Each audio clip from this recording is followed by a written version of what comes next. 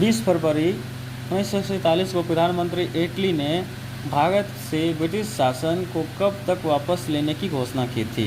तो जून 1948।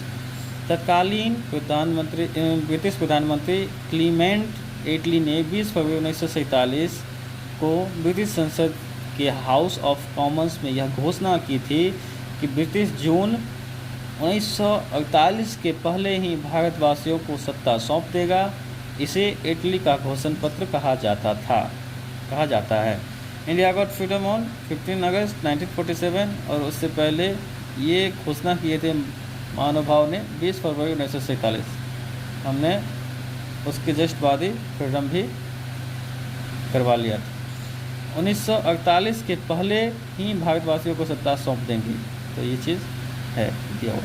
26 इनमें से किसने वर्ष 1947 में भारत और पाकिस्तान के बीच अंतर्राष्ट्रीय सीमाएं खींचने के लिए स्थापित की गई 2 सीमा आयोग का नेतृत्व किया था?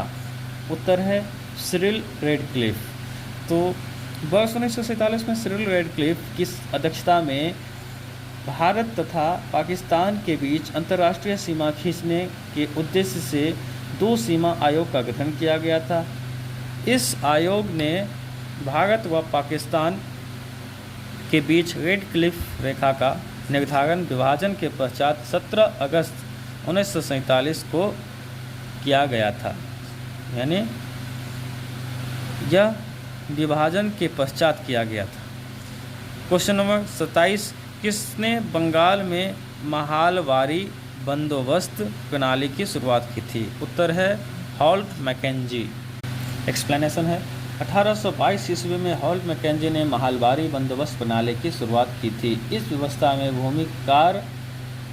भूमिकर का बंदोबस्त पूरे महाल यानी गांव के प्रधान या जागीरदारों के साथ किया गया। यह व्यवस्था ब्रिटिश भारत के लगभग 30% भूभाग पर लागू की गई थी। इस राजस्व व्यवस्था में लगान निर्धारित करने के लिए मानचित्रों का प्रयोग किया गया था। इस व्यवस्था को मुख्य रूप से बंगाल प्रेसिडेंसी के उत्तर पश्चिमी भागों, वर्तमान में उत्तर प्रदेश के क्षेत्र, पंजाब तथा मध्य प्रांत में लागू किया गया था। क्वेश्चन 28 वर्ष 1940 में विनोबा भावे ने व्यक्तिगत सत्याग्रह कहाँ से आरंभ किया? उत्तर है बी पवनार, महाराष्ट्र। महात्मा गांधी के विचारों से प्रेरित होकर आचार्य विनोबा भावे ने 17 अक्टूबर 1940 को महाराष्ट्र के पवनार आश्रम से व्यक्तिगत सत्याग्रह की शुरुआत की थी।